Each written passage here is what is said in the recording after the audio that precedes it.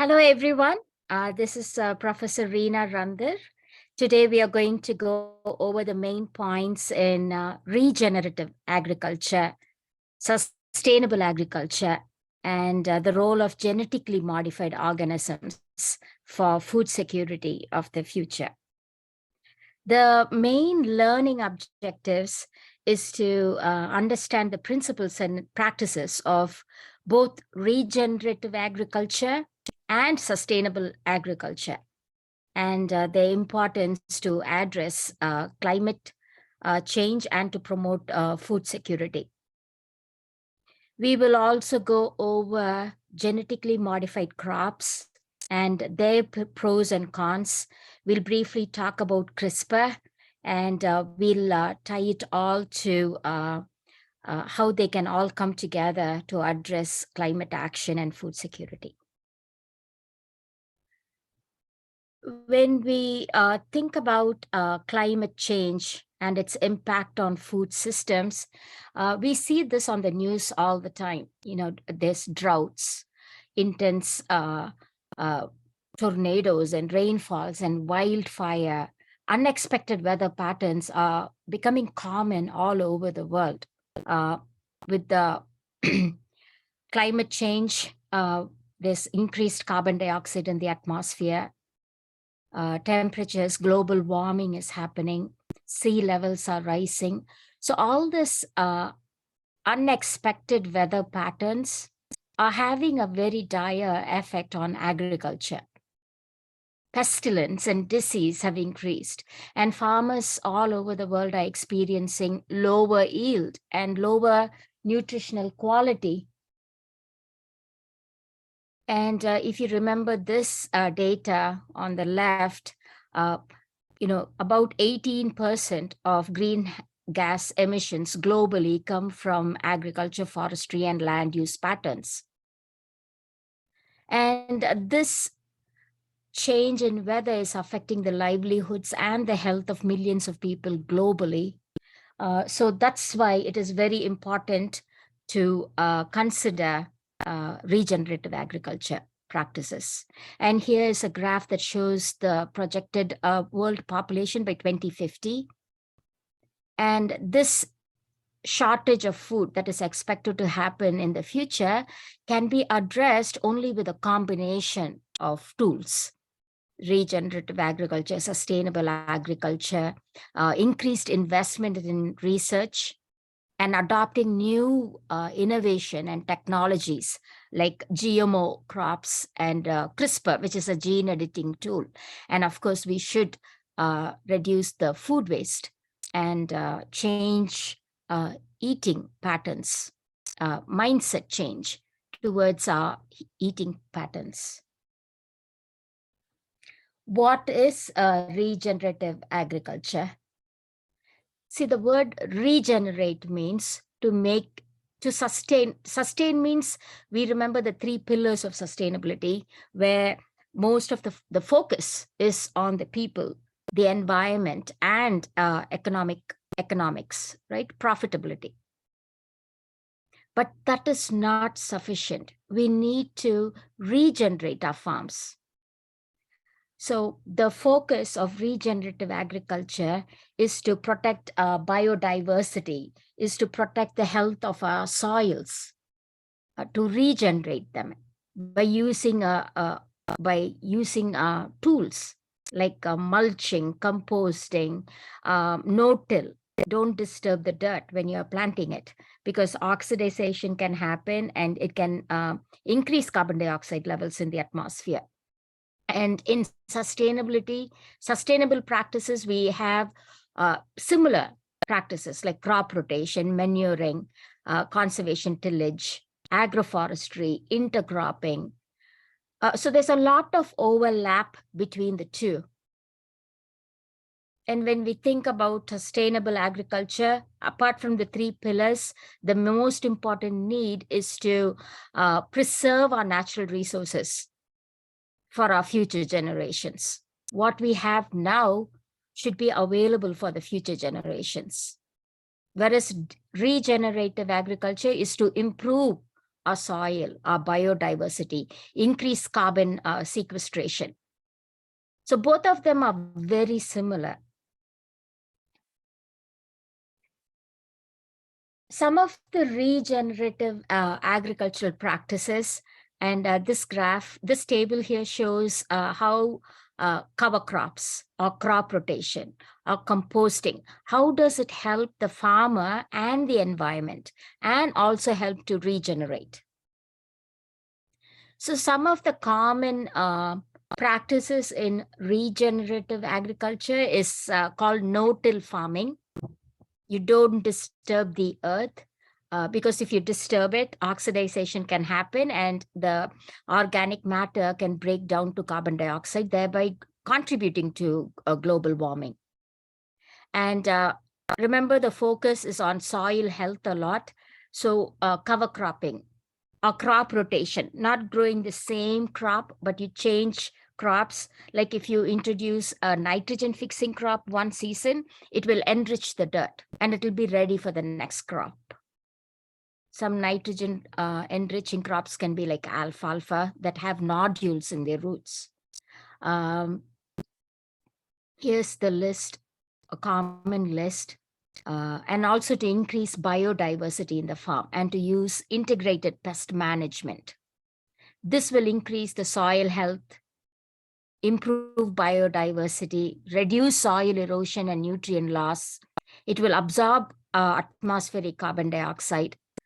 That is called carbon sequestration. And it's a farm that is resilient to climate change. And this is where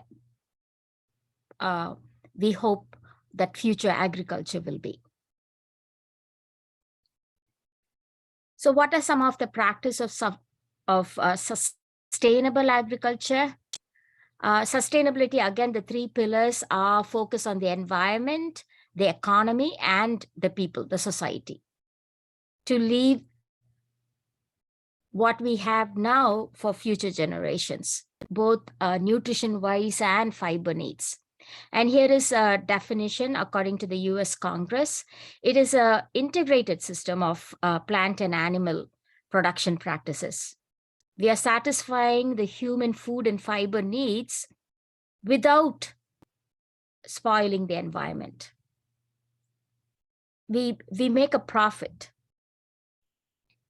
with sustainable agricultural practices. And you can see most of the practices that is listed here on the left, we already saw in regenerative agriculture also. Conservation tillage, cover crops. So this is like mulching to conserve water and protect the soil erosion, crop rotation, intercropping. So plants can help each other, agroforestry, integrated pest management, precision farming. It's kind of like data driven, taking the right decision at the right time, organic farming, water conservation techniques. So both of them are vital for a resilient farm of the future. Moving to biotechnology, biotechnology is like we are using scientific tools and our knowledge about biology and genetic engineering, especially to improve the quality of the produce, to improve yield, and also to improve resilience. Agricultural biotechnology revolutionized the world when it was first introduced in the late 1980s and 90s. So now we have gene editing tools, genetically modified organisms or transgenics. We can like very specifically introduce a gene or remove a gene in order to create a desired trait in an agricultural crop. We can like insert disease-resistant genes or pesticide and herbicide resistance genes. We can make the plant drought tolerant or saline tolerant.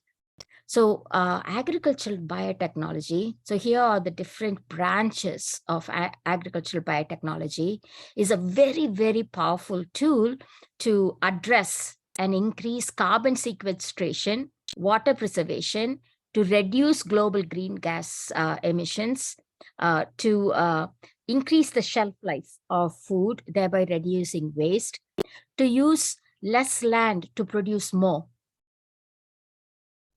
That is conservation, and all of them will contribute to a stable food system or food security. This is like a gift to humanity. The pros are much, much larger than the cons. And sometimes it's the only hope in order to make our farms resilient to climate change. Here is a very brief history of genetically modified crops. See, 10,000 years ago or before, when humans began domesticating crops, in other words, selecting for the better crops and then growing just the good ones, it's called selective breeding. This is happening as soon as human beings settled and started farming. They knew how to grow crops. And late 1800s, it's known for crossbreeding. So when we created a lot of hybrids. And from the 1900s onwards, our knowledge about DNA, which is the genetic blueprint of life, and how to modify it. So 1950s is when the DNA structure was deciphered. And then the enzymes to cut DNA, they are molecular biology tools, or to paste DNA, and how to introduce a foreign DNA into an organism. So all of them came into play after the 1950s. So once a scientist knew how to copy and paste genes and express them, the first genetically modified organisms is introduced in the 1900s. And you can see the evolution of GM crops. Almost most of the crops that is grown today are modified in some way to increase yield and to increase profitability. This summary slide shows how genetically modified or transgenic organisms are made. For example, you want to introduce a drought-tolerant gene in a crop. First, you have to identify gene in the wild type. This is a very cumbersome process. So you find the gene, you isolate, you cut out just the gene. You can insert it in a circular DNA called plasmid that is found in in bacteria. And then in plants, mainly it's a bacteria called agrobacterium. So you put it in the bacteria first and then allow the bacteria to infect the plant of interest. Or there's also something called gene gun, where the gene of interest is coated in gold particles, and then it is shot into the nucleus. And then you have to select for that gene by growing in tissue culture. And then they will do a lot of field tests before it becomes available. But the time taken for genetically modified crops is much less compared to traditional breeding, where it will take years and years and years. Which country grows the most biotech crop worldwide? It is the USA. It is the largest producer of genetically modified crops. And you can see corn and papaya and maize and wheat and squash that is widely grown in USA. USA followed by Brazil, and then Argentina, India, and Canada. They are the 5 big GMO producers in the world. And the common crops are soy, corn, rice, potatoes, tomatoes, canola, very common in Canada, papaya, cotton. You probably must have heard of BT cotton, Bacillus thuringiensis cotton. So it's very resistant to pests. BT stands for Bacillus thuringiensis. So they identify this resistance gene in Bacillus, and then it was introduced into cotton. So what are some of the pros and cons? I already told you about high crop yield and productivity, because the pesticide or herbicide gene is already cloned into the crop itself. So here's a picture of golden rice, where beta carotene content was increased in rice, and this can address blindness, especially in children. So it can enhance the nutritional value of food. And because we are able to grow more crops in a small piece of land, it is environmentally friendly. And then we can put like specific genes like drought resistant genes or salinity resistant genes, genes that are resistant to flooding. So it is, we can address climate resilience by using GMO crops. Some of the cons, however, again, I have seen this 20 years ago, and it's the same thing. There's potential for gene transfer from the GMO crop to the wild type plants. There's also some unintended consequences, such as development of herbicide-resistant weeds, some ethical concerns, some health risks, especially allergies, and the requirement for long-term research on the effects of GMOs on the environment and human health. I want you all to be familiar with the new gene editing tool. It is called CRISPR-Cas9, clustered regularly interdispersed short palindromic repeat. It is a gene editing tool. See, GMOs, initially, it was not precise.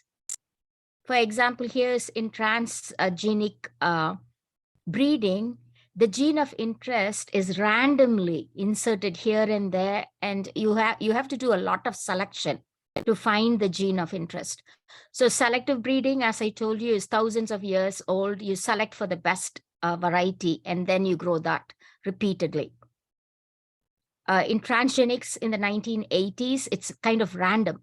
But now we have this powerful tool where the gene of interest can be very precisely added or removed or altered in a certain region of the DNA. So now this is one of the most powerful tools humanity has to alter our crops. And here's another example.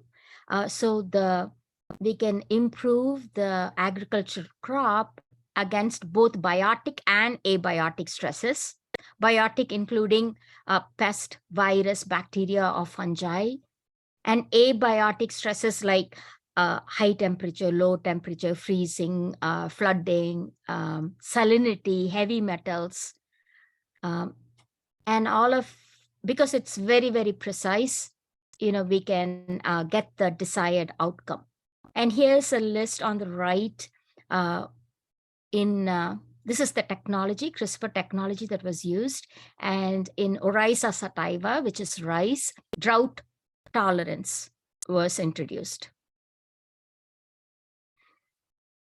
In glycine max, which is soybean, herbicide tolerance. In wheat, triticum aestivum, bacterial disease tolerance.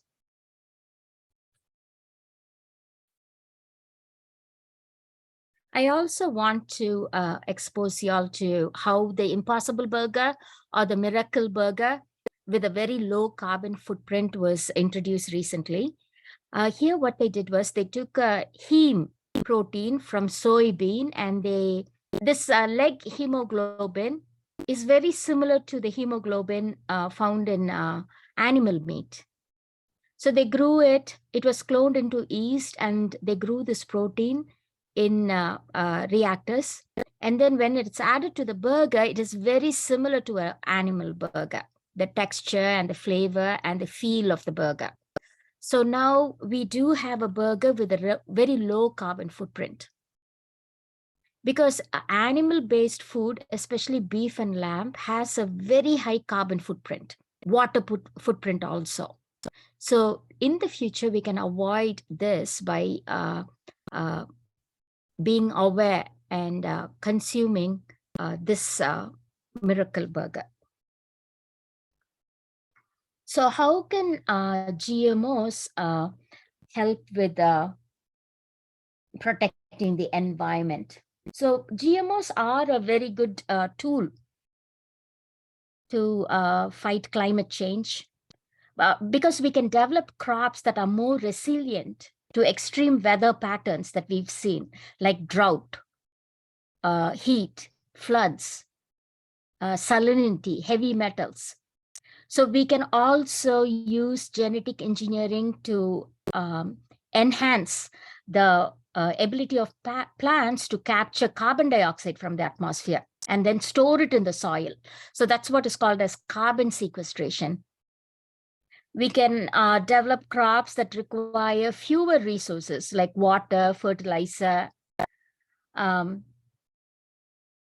We can create biofuels that will produce fewer emissions compared to fossil fuels. So the potential for GMOs to support the environment and address climate action is limitless. We can grow more food on less land, thereby addressing food security. And here's the less no-till or conservation tillage practice that I told you about. So with this alarming increase in population, the tools that we have are the three things I just told you. So to summarize, regenerative agriculture will focus on restoring soil health, biodiversity, and improving resilience. Sustainable agriculture practices aims to meet the demands of today without affecting future generations. Genetically modified organisms have the potential to increase crop yield and to produce resilient crops to address climate action. So all of them have some pros and cons. The take-home messages to ensure climate change and food security. We need a combination of tools like regenerative agriculture, sustainable farming, and genetically modified crops in order to address the growing need of food in the future, and also to address climate action. And I hope you learned a lot and you'll keep all these points in mind.